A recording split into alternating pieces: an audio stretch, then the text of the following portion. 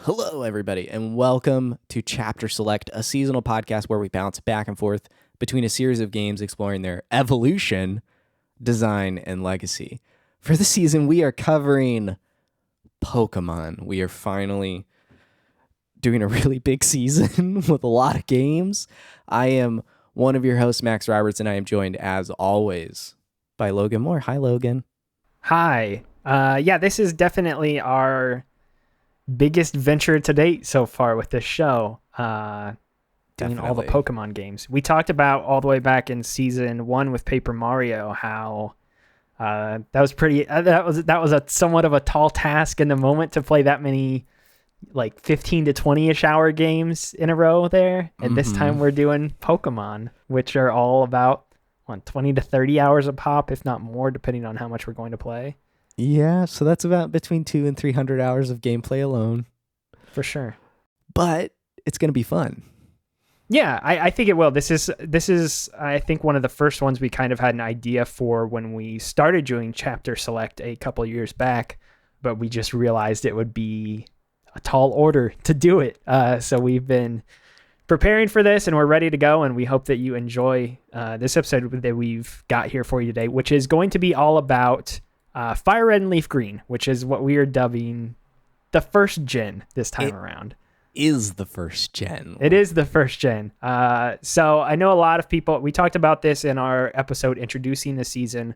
We're structuring the season this time around with Pokemon in such a way that the remakes are the ones we're going to play predominantly rather than the original games. And we have access to, I guess, Red, Blue, and Yellow via 3DS eShop would have been the easiest way to play those games if we wanted to play them in their original states, or even, I guess, our analog pockets if we wanted to do that.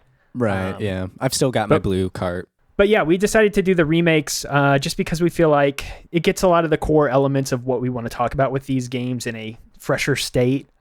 We still ended up relying on our analog pockets this time around to play FireRed and LeafGreen. I think we'll talk about that maybe here in a bit.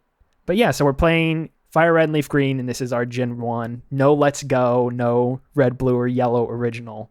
But I think a lot of the things we have to talk about here will be, is represented in those other versions of these games as well. Exactly. That being said, let's get into the history of FireRed and LeafGreen, or Red, Blue, and Yellow. It's hard to say. We're playing FireRed and LeafGreen, so we're going to call it FireRed and LeafGreen from this point onward. Right. But the history of the original Pokemon Gen, the OG 151. For sure. And we will list here the other. We do want to list, since this is a remake we're playing, we do want to acknowledge all the different people that played a part in creating this game in any sort of fashion. So we will be acknowledging all of them here. That being said, every version of this initial Pokemon generation has been developed by Game Freak over the years. It has released across Game Boy, Game Boy Color, Game Boy Advance, and the Nintendo Switch. The original release date in the United States, we should specify, for Red and Blue was on September 28th, 1998. FireRed and LeafGreen came out roughly 6 years later on September 9th, 2004, and then Pokemon Let's Go Pikachu and Eevee released on November 16th, 2018. The original game director on Red, Blue, and Yellow was Satoshi Tajiri, and then Junichi Masuda, who is kind of the Pokemon wonderkind, ended up being the director on FireRed, LeafGreen, and Let's Go. So he has done pretty much everything Pokemon since then, which is kind of interesting, and we'll get into. The producers on the original games were Shigeru Miyamoto, who I think we all know. It's interesting to see him pop up there on those original games. Takashi Kawaguchi and Sunikazu Ishihara. The producers on FireRed and LeafGreen were Hiroyuki Janai, Takahiro Izushi, and Hiroaki Tsuru. And then on Let's Go, the producers were Shigeru Omori, Hitoshi Yamagami, and Akira Kinashi. And then the composer for all of these games, because obviously the music is recycled through all of them, even though it's a little bit different in each version, is once again Junichi Masuda. The Metacritic score for FireRed and LeafGreen, they each scored at an 81 out of 100. The Let's Go games scored an 80 out of 100 on Metacritic, and then Red, Blue, and Yellow were too early on before Metacritic really started aggregating scores, so there's really not a lot of data on how those games scored.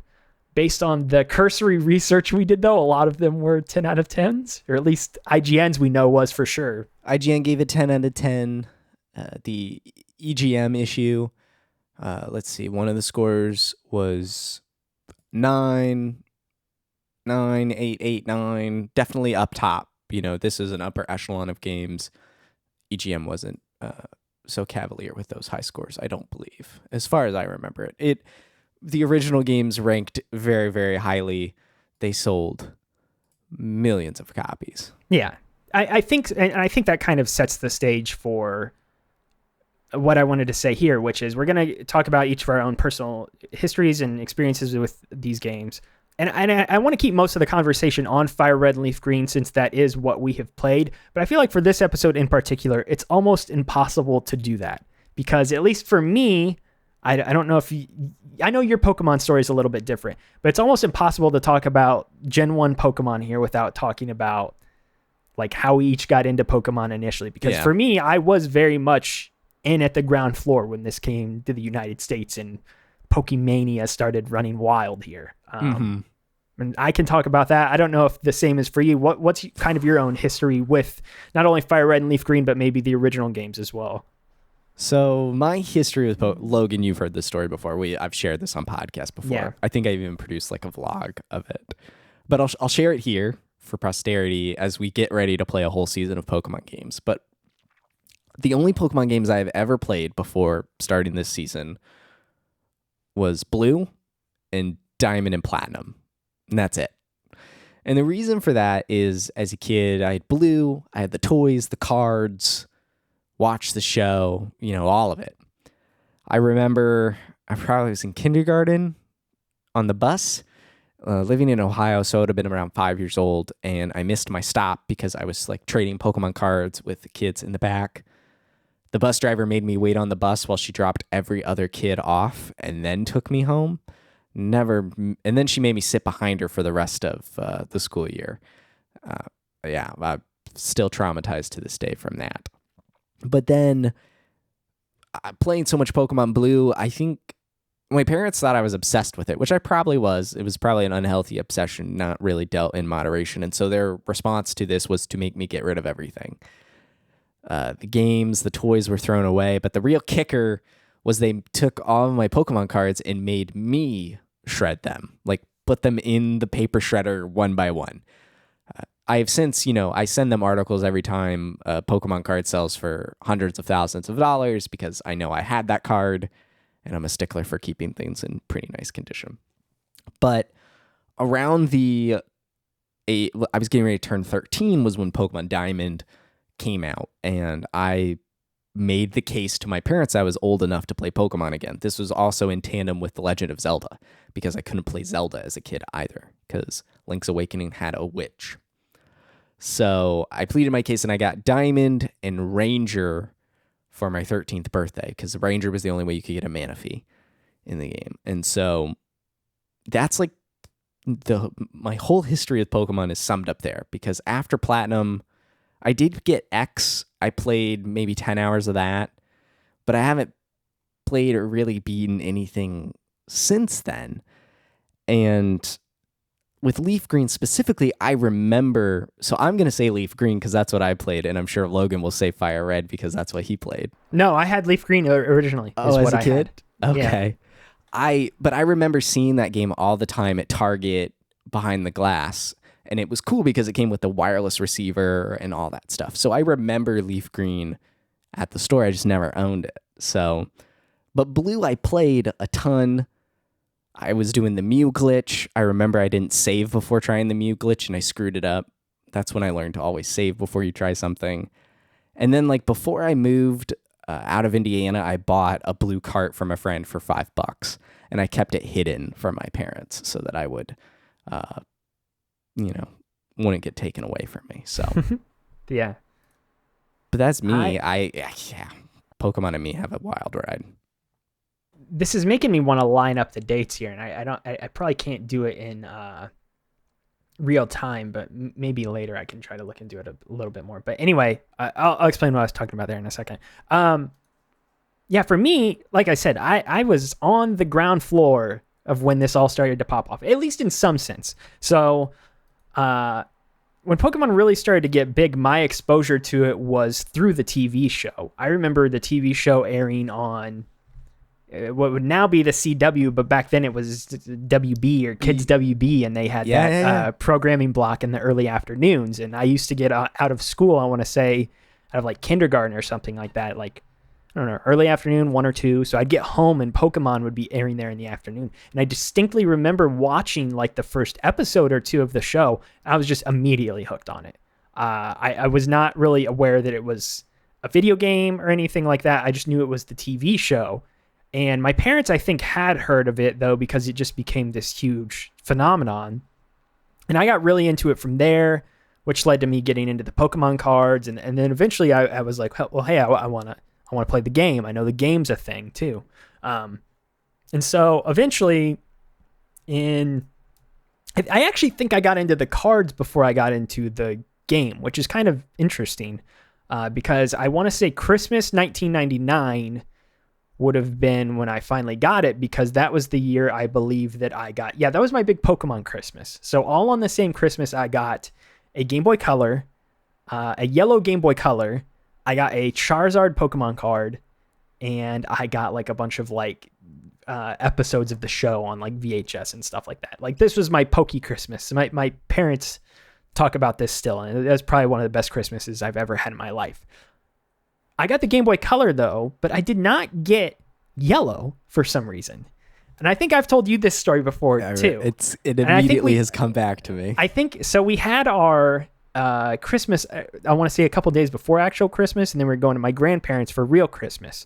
And so I get my Game Boy, and I got a couple other games with it. And I was like, okay, cool. But like, I clearly wanted Pokemon. Where's Pokemon? What the heck? And so like we go to Blockbuster, and I see it there on the shelf. I'm like, hey, I want to rent Pokemon Yellow, Dad. And he's like, no, I don't think we should rent that right now. You won't be able to read it. There's too much text in it, blah, blah, blah, blah, blah. And like, I was pretty smart as a kid, and I think I was like already reading at this point. And I was like, I think I'll be fine. Like, I would have only been, we would have been 5, you and I both. If it was in 98 It was 99. Because I got, so 98 was red and blue, and then 99 would have been yellow. Oh, you did yellow.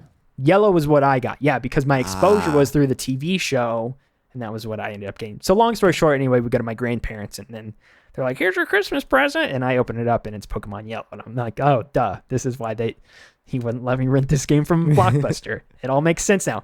In hindsight, that was a terrible strategy, because that was the thing I wanted the most. And they separated the console from the game. It should have been, anyway. So I got Yellow, and I played that. I want to say I was like stuck for the longest time in the early hours of this game, because the first gym, like, we're going to talk a little bit about how I think these games are kind of difficult, especially by modern standards, but Yellow is especially difficult because Pikachu just gets rocked out of the gate by literally rocks by Brock. That first gym is so hard if you start with Pikachu. It is extremely difficult.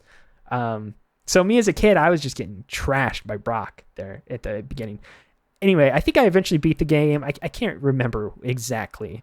Jump forward to FireRed and LeafGreen. I'll talk about this for a second. So, had a Game Boy, was huge into Ruby and Sapphire. The remakes come out. I want to say I got FireRed and LeafGreen like the day it came out. I want to say it came out, I don't know if it came out on a Friday, but I got it that Friday of that week, because I remember getting it, walking out of the store, immediately opening it up, throwing it in my Game Boy Advance, because I had it on me all the time. I don't think I ever left anywhere and didn't have my Game Boy Advance SP on I didn't either. And I was just immediately playing it, and we went next door, and we were walking around Barnes & Noble, and the thing that I wanted to say that I wanted to try to line up and figure out the dates is I remember going next door, and I also bought some new Ultimate Spider-Man trade paperbacks that had come out, because I was reading Ultimate Spider-Man at this point in time as well. So I just remember it's intrinsically linked in my brain that I bought Pokemon Leaf Green, and then I went next door to Barnes & Noble, and I bought a bunch of Ultimate Spider-Man comics, and I went home and I read the comics and played the game, and huzzah. I looked up the date. So it's September 9th of 2004. That was a Thursday. That's weird. I definitely got the Friday after school the following day then. So you were on for the sure. 10th, but it's so Thursday? Yeah. Weird. So yeah, and then I played it. I guess the final thing I'll say as far as my history with FireRed and LeafGreen in particular, this is probably the Pokemon game I've played the most. I have this game's structure kind of imprinted in my brain permanently somewhere. This is not a game I need to consult a guide for or know where any Pokemon are. I can tell you every patch of grass in this game, what type of Pokemon are in it, where you need to find certain things. I guess I don't know each of the version exclusives and stuff like that, but darn near everything in this game I feel like I know for the most part in some sort of way. Because I used to play through this game, dump my Pokemon off onto Diamond and Pearl, and then just restart it and start playing more. Because I didn't like Diamond and Pearl that much, even though it was the new one. So I kept going back to the Game Boy Advance ones and replaying them a lot. So, yeah, I played the heck out of this game. I did my fair share of blue as a kid. And I think a lot of that translates to Leaf Green here. Even, gosh, how many years later? I don't know. Yeah, it's been a long time. Yeah. It's funny, though, that, 2004, this game came out. And I'm more focused on, the Ultimate Spider-Man part of this, where it's wow, I was really reading Spider-Man comics when I was, 8 to 10 years old. And, now this is more I was the kid who was bringing those comics into school. This is a whole different tangent on Marvel, but you got to realize we were living in a time period where this stuff was not normal. I was not probably a normal kid my age being oh, cool, new Spider-Man comics are available. I'm going to buy these now. Nowadays, maybe that's kind of normal, but back then I'd take Spider-Man comics to school and kids would be like, what are you reading? What is that? And I'm like, oh, Spider-Man. Spider-Man, come on, don't you know? And now you know about how I am. Max, okay, so let's talk more specifically about FireRed and LeafGreen here. I guess the first jumping off point with our discussion this episode is just these games launched a whole series, and we'll get into the legacy talk about this like we do in every episode here more towards the end. But it's almost hard not to at least touch on it a little bit up front, because all the core pillars of what the Pokemon series have been and what they would become, whether, you gotta run around this given world and catch Pokemon and train them up and fight 8 gym leaders and then go to the Pokemon Championship, and then you've got a rival and there's a professor. All these core things that have now become synonymous with Pokemon and are in every entry in the series all started here. And I guess maybe just to start the conversation off myself, playing these games now, again, FireRed and LeafGreen are a little bit newer by comparison, but this series is 25 years old now, getting close to 30. And I don't feel like the structure is aged by modern standards, in the slightest, really. I feel like these games are still pretty accessible nowadays and feel, I don't know if I want to say relevant, but it doesn't feel that old to me. I don't know. And again, maybe that's just my own blindness because I've played this game so many times and I know so much about it, but I really feel like this holds up surprisingly well for a game that's pushing 20 to 25 years. I think that stems from it being a kids first JRPG. Yeah, it's this, Final Fantasy is you build a team and you fight enemies and you level up and things like that. It's the same mechanics, just with monsters that you take with you all the time. And these monsters are cool and you can name them and they have special abilities and all that sort of stuff. And it captures the audience. And then you have characters and things. So I think that's part of why it still feels relevant, because the JRPG isn't irrelevant at this time. Yeah, this very much boils down a lot of the core pillars of what RPGs are, I think. Especially with the grind, which I don't think is something that we see a whole lot of nowadays in most RPGs, whether they be turn-based ones or even action-centered RPGs. But there is a grinding element to this game and a progression of, you feel yourself getting better over time, which is the thing that I like the most about this game. Right. There's improvement over time, which is satisfying. And I mean, I guess I'll say this up front, and this is probably going to be a refrain that you hear me say, I don't even know how many times over the course of this season. We'll see if my opinion changes as the season progresses here. But something I love about these old Pokemon games is that there is like an intrinsic challenge to it to a degree. Like you feel a personal connection to the Pokemon that you are training a little bit more, because I feel like these games are difficult to a certain degree. And that's not to say that any Pokemon games later on after this weren't difficult, but I do feel like at some point in the series, maybe around the 3DS era, specifically, I want to say like X and Y was the first time that I really thought in my own head. And again, I know you haven't played these games, but X and Y personally was the first time I was like, wow, I don't feel really challenged here in any regard. These older games, though, there is like an element of grinding, but it's done in such a way that is typically satisfying to me. I don't know. How did you feel about that? Because I know our experiences kind of differed, especially once we got to the Elite Four and stuff like that. Looking at my notes under gameplay, I have words that stand out to me. Grueling. Struggle. That's what happens when you run out of PP on all your moves. You struggle. Very good. Very good. What others? Some difficulty curves. Yeah, this game is hard.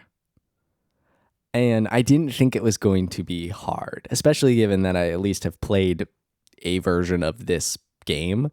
But it was hard. I was having a very tough time, and I was getting pretty frustrated. Let me ask this on your behalf, because I know we're actually going to release an episode about this that you can listen to as part of bonus content if you're subscribed to this season, where I kind of talk about my own process of putting teams together before I play each one of these games. And that's one thing I do ahead of time, just to give you a peek behind the curtain, to make sure that I have somewhat of a balanced team, that I'm prepared to take on maybe anything that comes at me in any situation, no matter what typing might be dispatched against me. I know you mentioned to me, I want to say when you got to the final battle against quote unquote Gary or whatever you name your rival's name, and the Logan. Yeah, you named yours Logan. I named mine Max. Yes. But anyway, yeah, I know you mentioned like, oh, this Alakazam that he has is like destroying my whole team right now. And like, I think your team was pretty weak against psychic types based on what I remember. Or maybe you did have some weaknesses there to psychic types. Do you feel like your own experience in this game was amplified by the fact that maybe you didn't have a super balanced team, or was it just the fact that the game was just hard, or you didn't really know what type of team you wanted to put together until maybe very late in the game, whereas I kind of had a good idea of the Pokemon I wanted to look to catch and immediately start training up pretty early on? My team really, I kind of knew like 3 of them going through the game.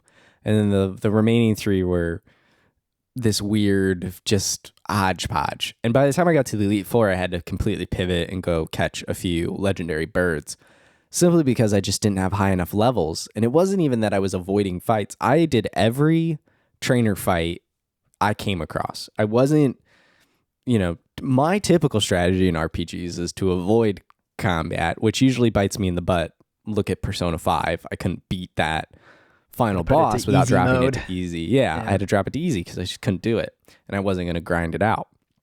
I guess I'm just not a big fan of grinding in general, but I'm like in the upper 40s and the Elite Four are in the mid 50s, and they're kicking my teeth in.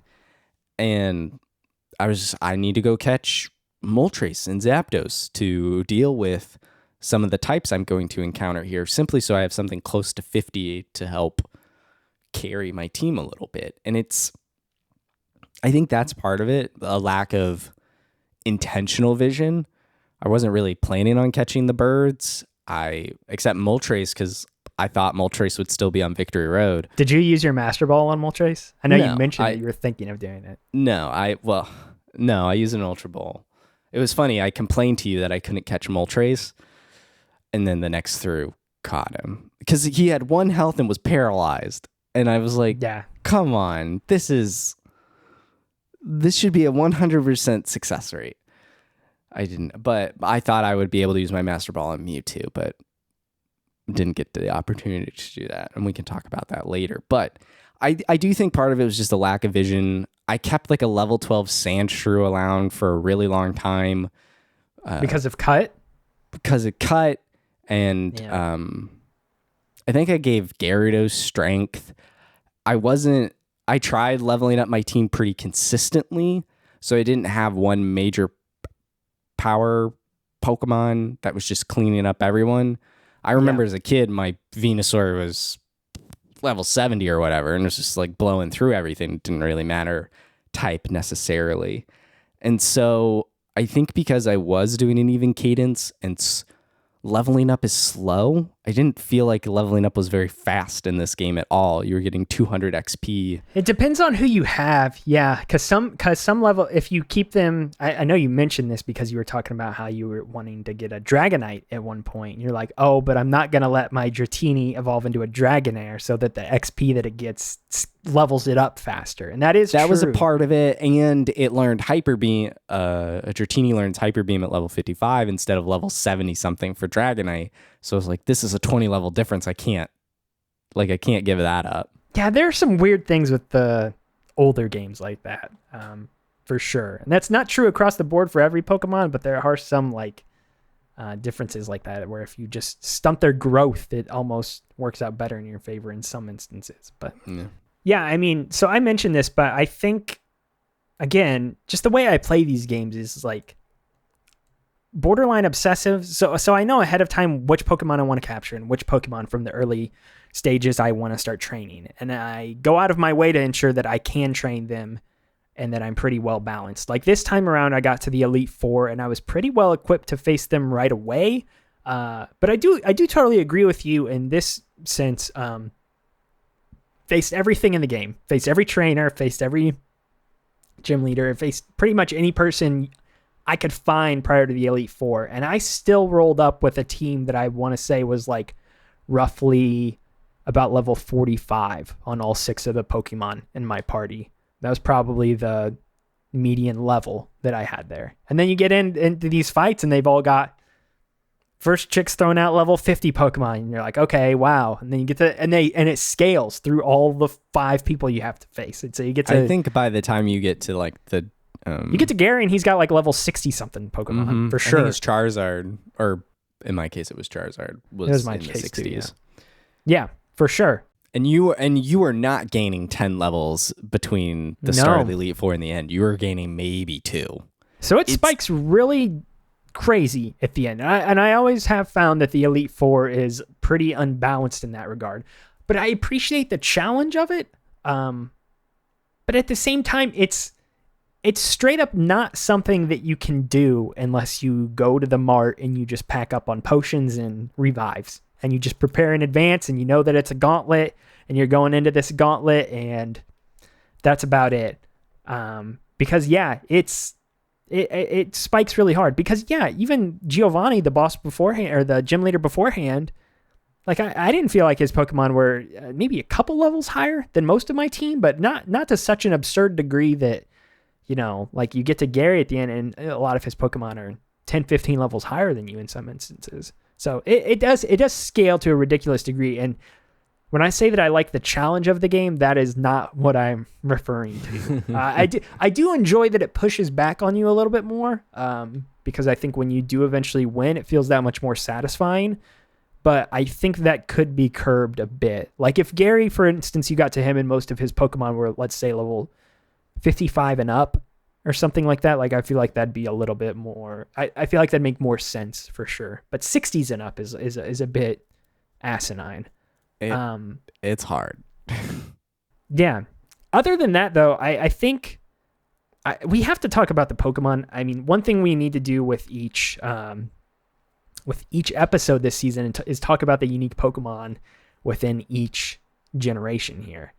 And I don't know, man. Maybe it's just the nostalgia in me. And obviously we have not played through all of these games. So it's hard to speak comparatively across the whole franchise. I've played a lot of them. Yeah. But I still think this might be, I don't know if it's the best. It's near the top. There's just so many great designs in this generation. This really, like there's been a lot made out of like kind of what Pokemon have become the past couple gens and the past couple new generations that have released. And that's not to say that there's bad Pokemon or anything like that. I still think Game Freak has a good eye for design with a lot of the Pokemon that it has. But this gen, again, this is totally just nostalgia speaking, probably 90% of it. But I really do feel like this is one of the most unique lineups of 150 or so Pokemon that they've ever released. It is, I mean, granted, my allegiance lies here and with Diamond and Pearl, so you're not going to find me like standing up for anything else. I mean, I do like some of the legendaries in other generations, but again, those are because they're legendaries. They're mostly known. I have a huge soft spot for like Jirachi. So it's hard not to give it the respect it deserves as the original 151 that kicks everything off too, and really makes Pokemon what Pokemon is. Pikachu is, Fat Pikachu in particular, iconic. Yes. Iconic. But they had to skinny that little mouse. I mean, there's a lot of iconic Pokemon in this generation though. So much so that I mean, Game Freak continues to go back to the Kanto well constantly. Like, look at all the most recent Pokemon games where they just are like, hey, how about Alolan Executor? It's got a long neck. How about this Alolan Meowth? It's dark and looks funky. They've got, I don't know if that was Alolan or whatever. I don't know a lot about the new games. We'll find that out here as the season progresses. Anyway, I mean, they've continued to bring back these original Kanto Pokemon and display them with new typings or new looks or things like that. And I think that is because they are the most iconic of the bunch. And even look at things like when Pokemon Go started. Yeah. Predominantly that was the 151, which absolutely made sense for that type of game as reaching a wider mobile audience. Well, that's what I was going to say is like, I don't even know if Pokemon Go is as big as it was if it doesn't focus on that original 150 or 151. Because those are the ones people know and the ones that people like. And they are the ones, again, that people are most nostalgic for, but I think that they're the ones that people just have the soft spot for. And I think, again, most of that is nostalgia, but I think the designs in this lineup here are largely the best of the best in a lot of ways. Like, I can't think of other Pokemon like Snorlax in any other generations that I'm really just like, oh, Munchlax. I love how this looks. This is such a great idea for a Pokemon, just this big, huge, fat thing. Big old sleepy boy. Exactly. I feel like they got the most inventive in this generation without necessarily going off the rails like they do in some later games where it's like, hey, you like ice cream? Here's an ice cream Pokemon, where it just gets kind of very bizarre. Wacky. Yeah. What's the chandelier one? I think it's literally called Chandelure. Yeah. Anyway, I guess the one other thing I want to talk about here with gameplay and stuff like that, and before we move on too much, is I guess, how do you feel like the game plays as a turn-based RPG? And how do you feel about the deeper systems and such that are in this, with whether it be, I don't know, all the different stats and stuff like that your Pokemon have, and how each of the different Pokemon specialize in different ways? I don't know how deep you look into that stuff when you play it. Like, for instance, when we fought, we had a battle. You can watch this also as part of our bonus content for this season. When you and I fought, like, I had a Muck that knew Flamethrower. And you were like, what are you teaching a Muck Flamethrower for? I'm like, it's not very good, though, because Muck doesn't have a super high special attack. So, like, that doesn't scale with it very well. How do you feel about those things? And I know they're core to how the other Pokemon games are as well, but do you feel like that general core mechanical nature of Pokemon still holds up well? I have never paid attention to that stuff. Okay. I have no idea how any of this ties in. All I know is health, and I'll read what the attack number is on a move. And if the attack is higher and it makes sense strategically, the Pokemon will learn the move. You and I, we've talked about this, which kind of spawned this idea of it, you know, at least as we're making these now, of you talking me through these pre-game like study sessions almost. But the type stuff doesn't, I can't keep all this in my head. Until my Venusaur was getting wiped out by Alakazam, I had no idea that poison was weak to psychic or whatever. And that could even be a wrong statement there, but my Venusaur is getting its teeth kicked in. Poison is weak to psychic. Can confirm. All I really know is water beats fire, fire beats grass, grass beats water. And then there's some movement in there, like grass was strong against like rock or ground. Why is there rock and ground? Those two need to be the same thing. That makes zero sense to me. I disagree with that. Well, they do have the same weaknesses, though, which is kind of the weird part. And then steel gets thrown in the mix later. I have never been good about keeping the type stuff in hand. I will go into a fight and go, I think this works against it. And then it'll be like, nah, that wasn't very effective. And then that's when I've burnt a turn because I don't know these typings. And when I played Pokemon Arceus, that game tells you right there, effective, super effective, or not very effective. So what you're saying is you like to be babied by Game Freak and the Pokemon company. I like it when the game assists. It means I don't have to remember. You got to have the whole rock, paper, scissors chart in your brain. Again, this is one of the big things that's been kind of interesting for you and I, because obviously we've been talking about this back and forth as we've been playing this game, and you're like, oh, I'm having such a hard time trying with the typings. I can't remember this. I'm like, bro, I've had this emblazoned upon my brain since I was 6 years old. Like, I just know all of this. And I do not. I've never been good about remembering it, and that's mostly because my Pokemon, I was beefing up my Venusaur, and it was just blowing through stuff. So it didn't matter. Yeah. And I wasn't remembering it. Dark, Ghost, Psychic, that's like a swirl I don't fully understand. Ground, where's electricity, fighting, normal, but normal and fighting I don't even know. It's so much for my brain to comprehend. And maybe over the course of this season, we'll get to the end of our season and I'll be a Pokemon master. I'll have on my cap and my Pokedex and I'll be like, let's go. Maybe I'll get into a competitive Pokemon. You never know. But I'll tell you this. Arceus just telling you the type, strength, and weakness. Just in the move. It's not like I'm out here. It tells me exactly what, this Pokemon is really good against this. It's just these moves may or may not be effective. So, like, here you go. That's super helpful. So, please, going forward, I haven't played the Diamond and Pearl remakes yet. But I kind of hope that's in there. Or Scarlet and Violet. I hope that's in there.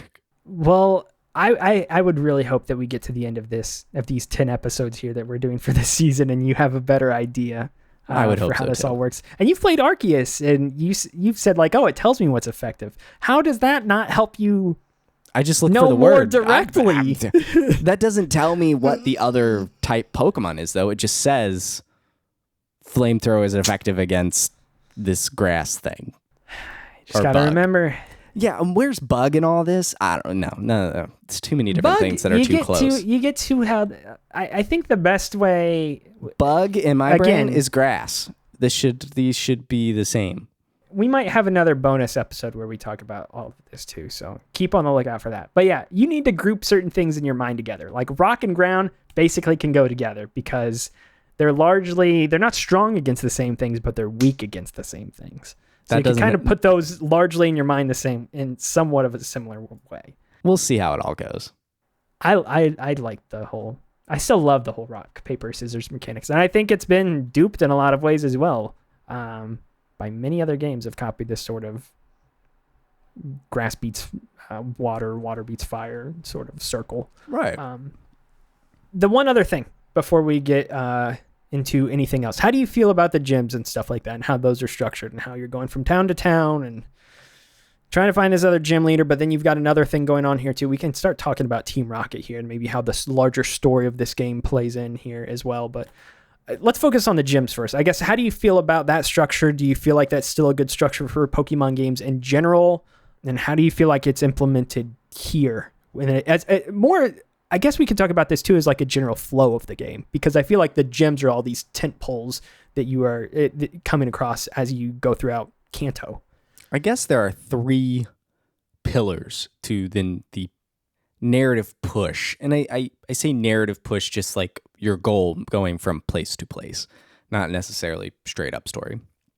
It is see and catch Pokemon to fill out the Pokedex, which is what Professor Oak in this game sets you out to do, is go to town and get these gym badges so you can become the best Pokemon trainer in the world.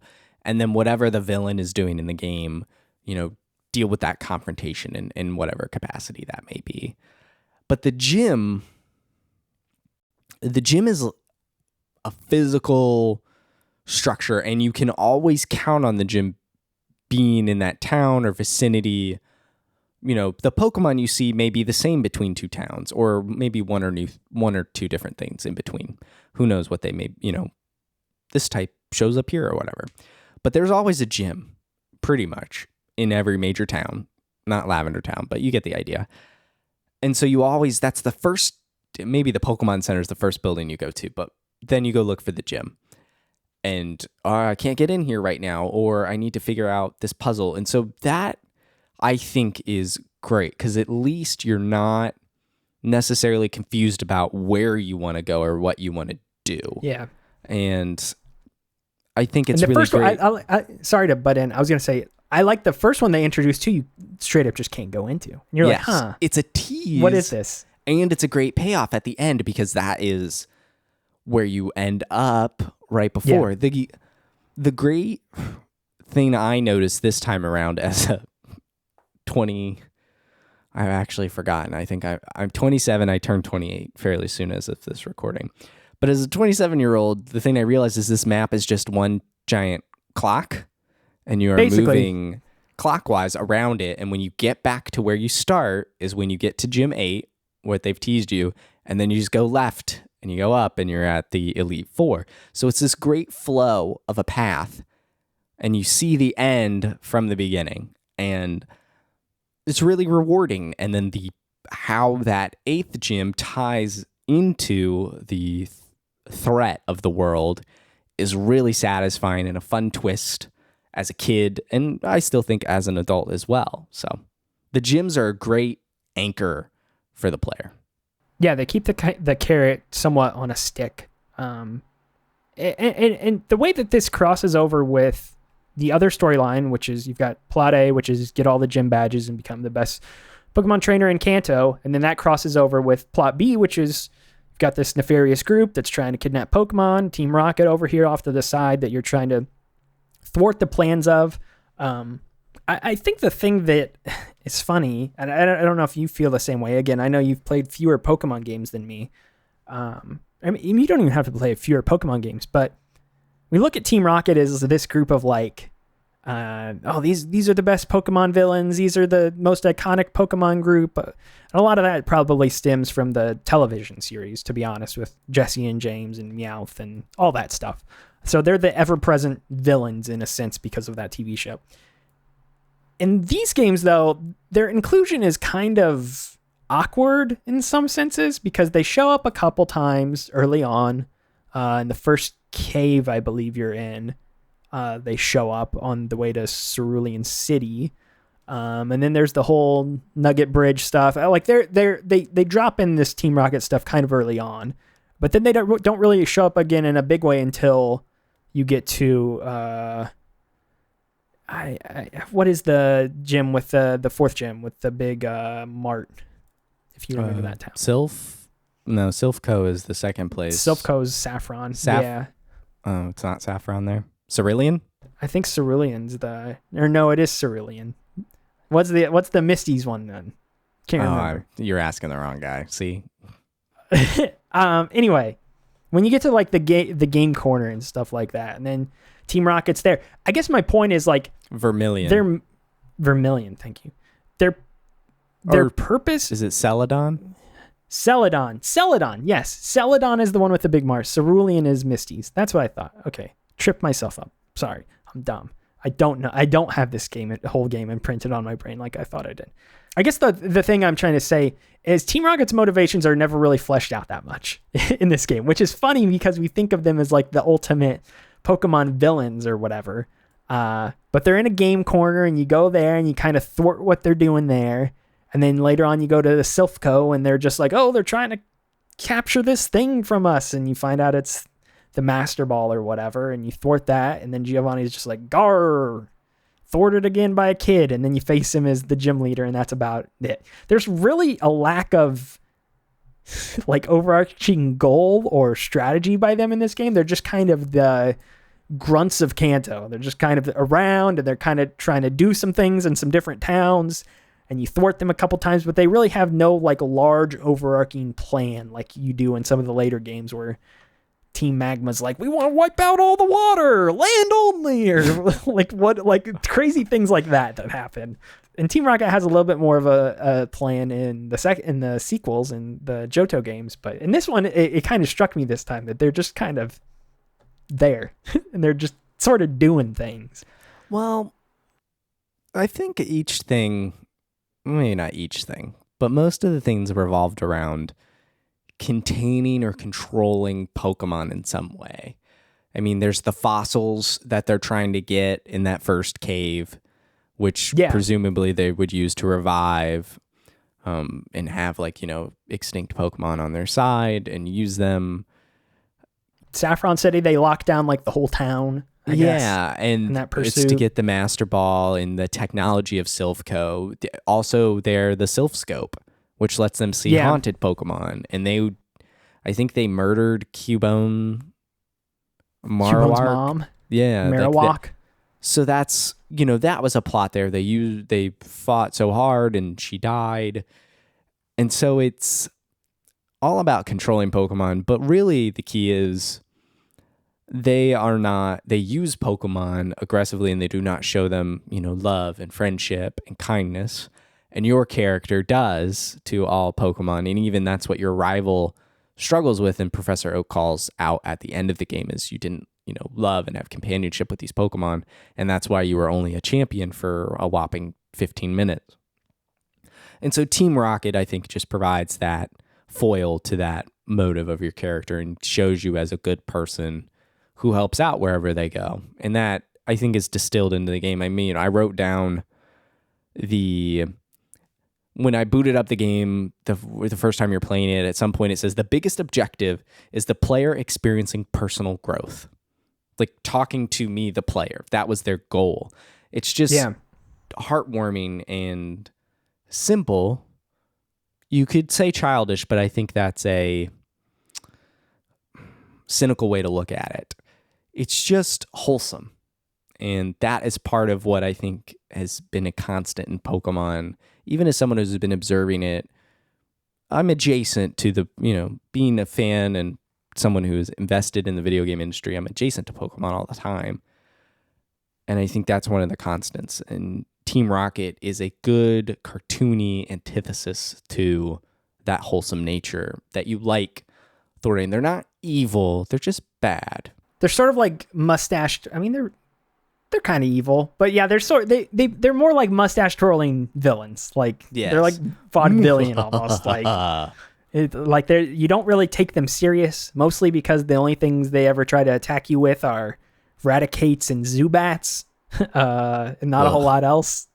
But yeah, I just think that was the thing that really stood out to me this time. Is like, Team Rocket's kind of like they're kind of in the background throughout most of this game, and that's not the case with some of the other games that I think we will play, where it is very much front and center who the big organizations in these games are. Yeah.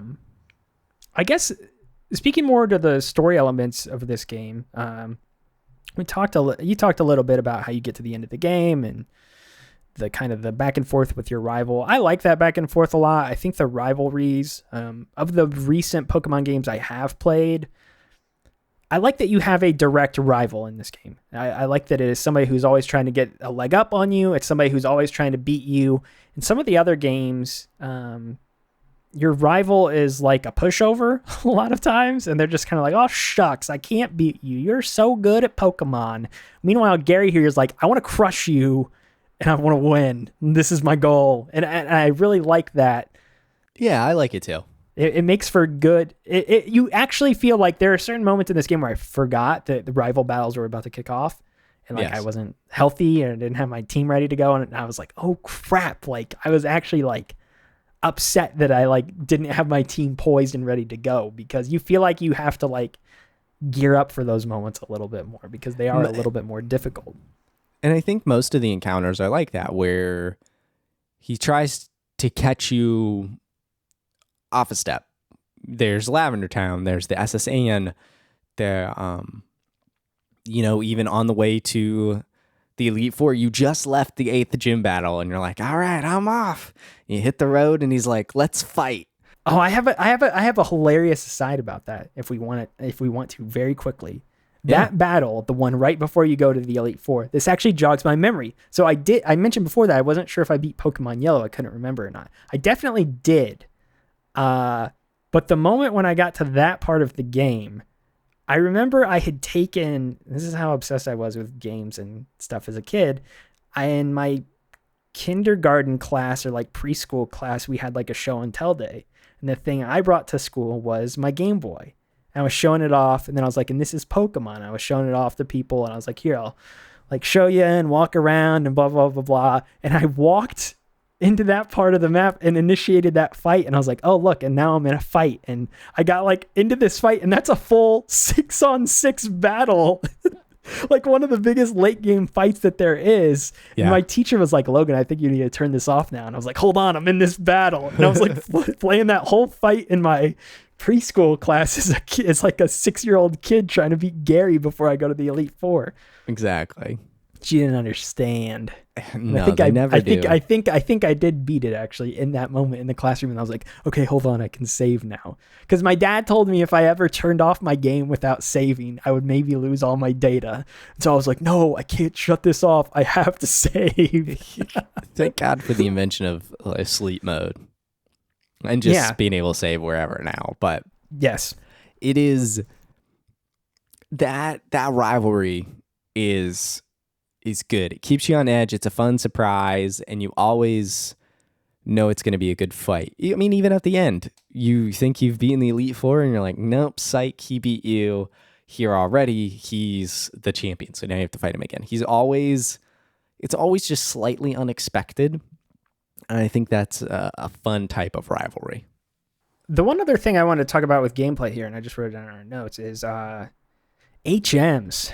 Let's talk about HMs for a second and how we feel about how they're implemented here, because I know how the way that HMs work have changed a lot over the years. You were talking about how you carried a Sandshrew around with you for large chunks of this game because it gave you the ability to use Cut, which is a bad move that you don't want to teach a Pokemon typically. I have to ask. You might know. I was too scared to try, but I know in Blue, once you teach an HM, you can't unteach it. Is that still the same here in FireRed and LeafGreen? Yeah, I believe so. I think the way because you can I get was rid too of them, scared to teach it. I think it was Gyarados. I taught Gyarados Strength because I was in a situation where I needed someone to learn Strength. And Strength's I was like, not the worst move, honestly. But I was like, terrible. I guess Gyarados is going to have to learn it because I'm not going to go swap out for a weak nobody to... By the end of the game, I did take Marowak that I caught and taught it Strength and... What? Marowak. Marowak?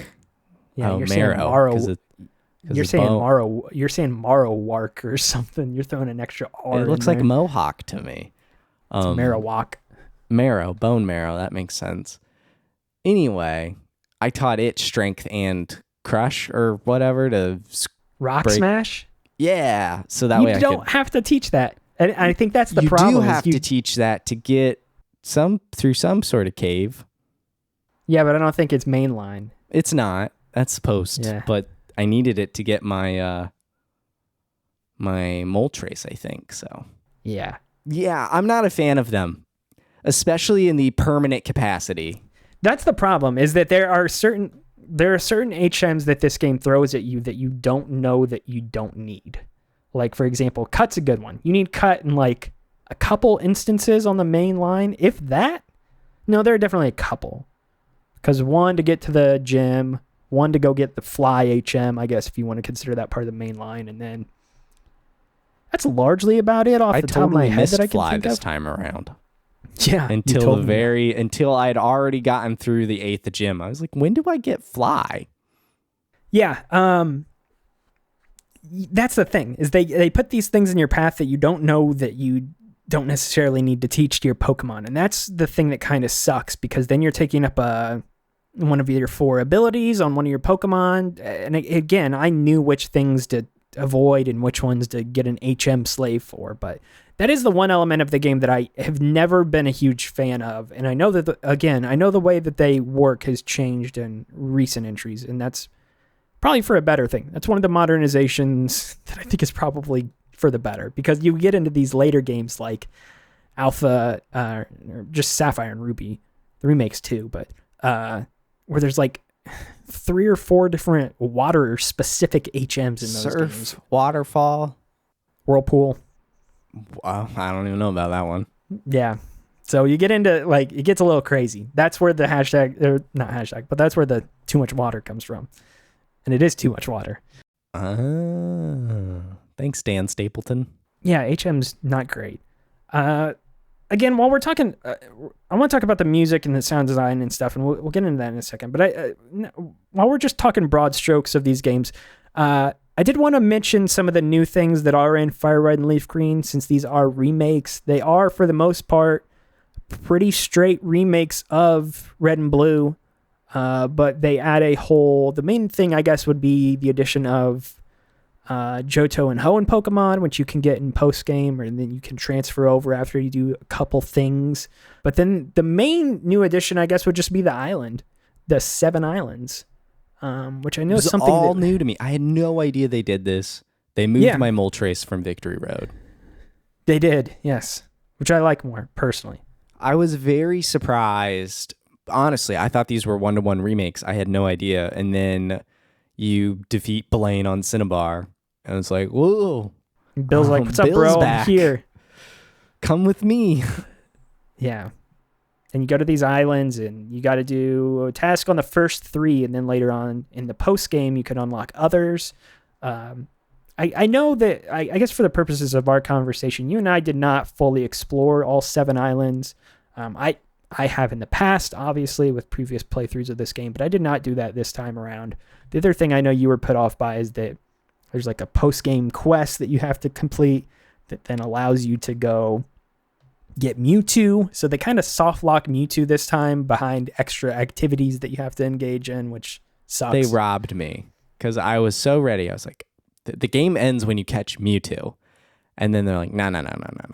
You can't catch Mewtwo right now. No. Go to these islands. Find a Ruby. Find a Sapphire. Very cute, by the way. Find these 2 gems, and then you can, spread it, connect to the other games. You can trade with your other games that you might own. Yeah. And do all this. Oh, Team Rocket's on this island. You gotta fight them off too and collect all these things. Now you can trade. Now you can go get Mewtwo. And that's when I said, no, I'm not doing the rest of this post game. I just wanted to get Mewtwo, but I did not want to go through all of that right now. And I'm pretty...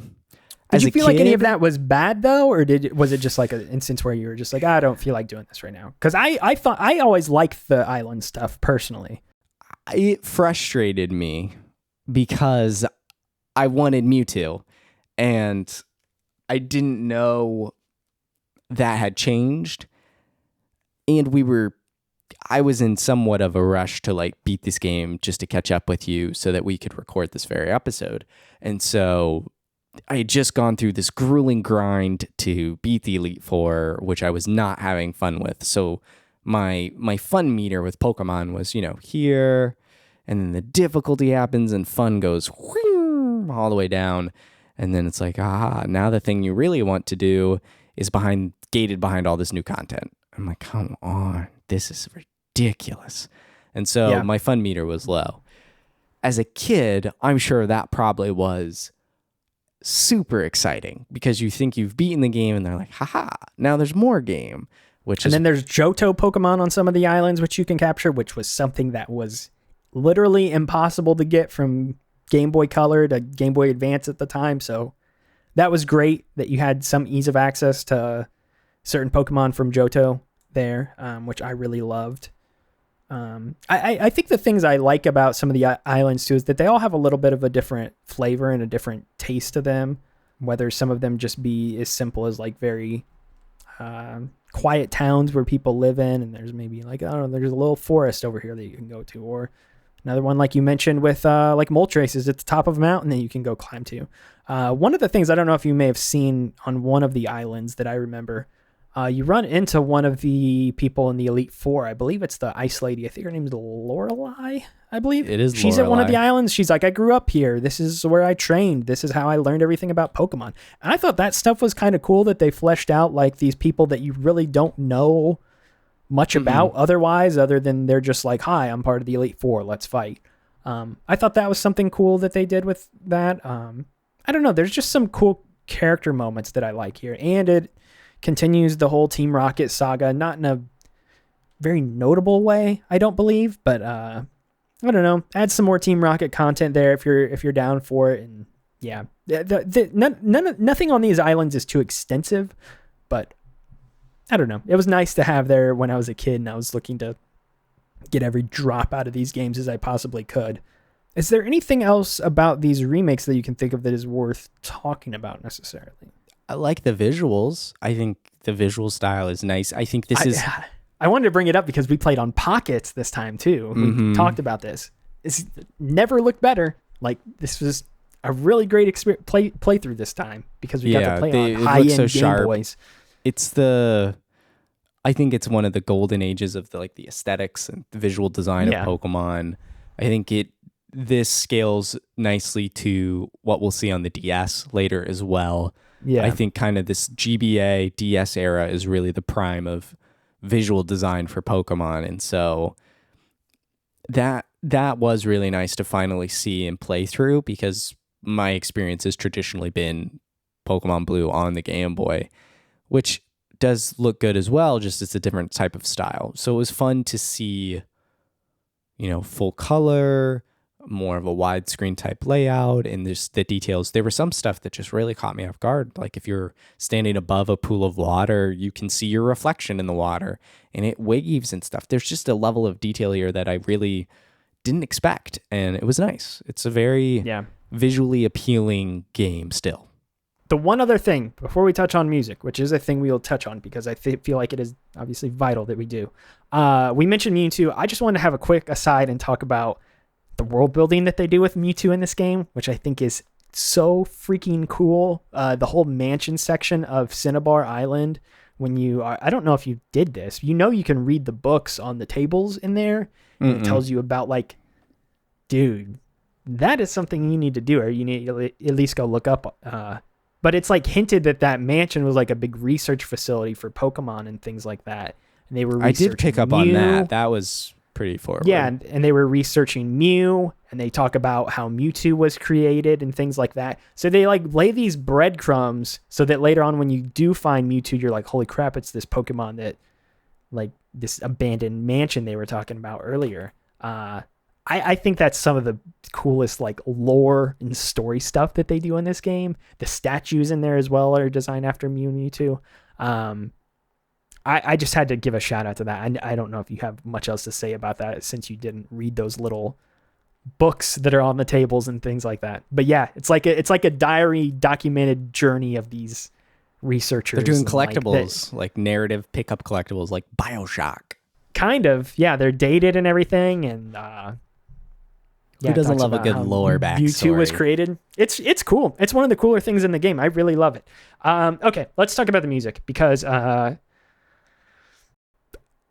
don't think it's outside. I don't think it's crazy to say that this game's soundtrack might be one of the top 5 most iconic and of all time. Like, I think it's like Zelda, Mario, maybe this game. Honestly, I know that's Nintendo. Yeah, I know that's crazy to say in some ways, but I really also don't think it is whatsoever. The music in this game is, I feel like the word iconic is overused, but it really is. Like, this whole soundtrack is in my head. And just, yes, it's so good. There are some songs that really go pretty hard for a Game Boy game and then later Game Boy Advance. It's pretty wild. And this only grows, I mean, we'll get to Diamond and Pearl eventually, but, Cynthia, her theme, like the Pokemon series is known for epic battle themes, and this is really good. The one song in particular I noticed this time around, outside of the generic stuff, not generic, but the usual, the, battles, towns, that sort of stuff, was the Team Rocket hideout theme was very like sinister, but also I wrote dank. I like a good word. They're very moody and fun, and it's captivating in a way, and they immediately set the tone, literally, for where you're at atmospherically, and it never really wears down on you, even after you're in battle after battle after battle. It's engrossing, and yes, this sets the foundation for the series to come. It's, again, I mean, we'll talk about that later, but this is important stuff, and it's good. I mean, you're talking about how it sets the foundation, and I just think that this soundtrack forget the foundation, this is still the most popular soundtrack of any of them, I feel like, of any of the Pokemon games. I can't really quite speak to that. I know the Johto games have beloved soundtracks, and I like those soundtracks a lot too. And then you got the Hoenn scores with the trumpets and all that stuff, which I know you don't. You know me, I'm partial to Sinnoh because that's the one I've spent the most time in. Yeah, I mean, all of the Pokemon games have good music, obviously, but this is the one. Like, I don't think this is the one that is. I mean, yes, it's built off of it in the sense that like this kind of set the tone for how the music the sound and the style of the music that you can expect in these games. But like, dude, this is the Pokemon soundtrack. Right. This is where all of the most popular Pokemon songs pretty much ever come from. And I just, the thing I like the most about it is how the songs grow over the course of the game, specifically the battle themes. Obviously, there's the main battle theme, but then you've got variations which are somewhat similar for the gym leaders, and then for the Elite Four, and then for the champion theme is its own fight and stuff like that. And that's just really cool because they're similar, but they start getting more complex. It starts ramping up what's going on within these tracks. And it feels like a bigger moment because you've heard the typical battle theme, no telling how many times throughout the course of this game. Yeah. But then when they start tweaking it just a little bit later on, you're like, oh man, like this is getting that much cooler. This is getting that much. This is a big moment because the music's changed just a little bit. This is one of the things I love about the Phoenix Wright Ace Attorney games is you're in trial and suddenly, when you're getting closer and closer to figuring out the truth, the music amps up and changes in different ways. And there's just really good hype music. And I think Pokemon does that as well. There's your regular battles, like you were saying. And then when you get to a gym and the dun, dun, dun, dun, dun, dun, like that comes in, it's so good. It's so hard. Very good soundtrack, and I love it. Yeah, I agree with you. The one thing I have to say here, and the one thing I have to acknowledge, and I have to make myself a complete buffoon and an idiot, and I don't know if you knew this either, because Pokemon has been something that I've been exposed to since such a young age, I've never really given thought to like who makes these games really. Like I've always known like, oh, Junichi Masuda, he's kind of like the main director guy behind these games. Okay. But like I've never really done deep dive research into like who makes these games in any specific way. And today, before we recorded this episode, I found out that Junichi Masuda is not only the director of most of these games, but also the composer. And I know that is a revelation that pretty much everybody else has probably had it at some point in their lives, but this is something that has only really struck me within the past 2 hours, and that's baffling to me. Kind of crazy. You don't really see composer also being the director and or producer of the game, which is really cool.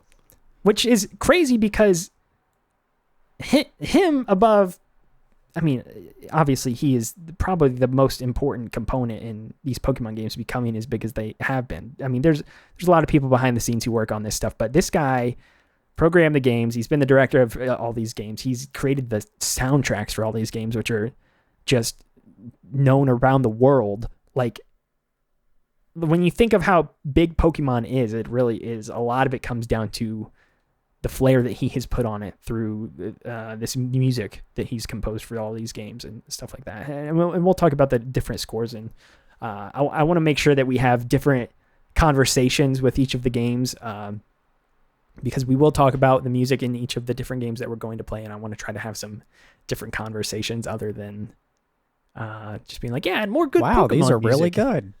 Yeah. But I think for this one, there's really not a lot you can say about it other than just it is the Pokemon music, and it is still the Pokemon music that is probably played the most often, and it is still amazing by today's standards. People have been inspired by this soundtrack, whether that be like even somebody like, I guess it's funny that I'm invoking this person because he's really the only other composer director I can think of, but somebody like Toby Fox with Undertale is like, you can tell he was totally inspired by these early Pokemon games with that game soundtrack, and Deltarune as well at this point. But yeah, anyway, Masuda, god tier composer, and also director. What do you mean, Arceus tier composer? Yeah, Arceus tier composer. You're one of those people, or maybe I'm one of those people. No, I actually am an Arceus person. But I heard the trailer so much in the commercials for it where they're like, Pokemon Arceus. And I'm like, oh no. Now you're going to... This is like when it's like a Thanos situation. I will always say Thanos, but people say Thanos, and that's what they say in the movies. And I'm like, no. It's Thanos. Thank you very much. Yeah, I guess the legacy of this game. The legacy, I think, is something we've touched on quite a bit here over the course of this episode, so I don't know how much there is really left to say about this game. It launched a multi-bajillion-dollar franchise that still exists and is still hugely popular around the globe. That's the legacy, I guess, in a nutshell. But, I mean, what do you think? Under legacy, I only have one bullet, which is, what else can you say?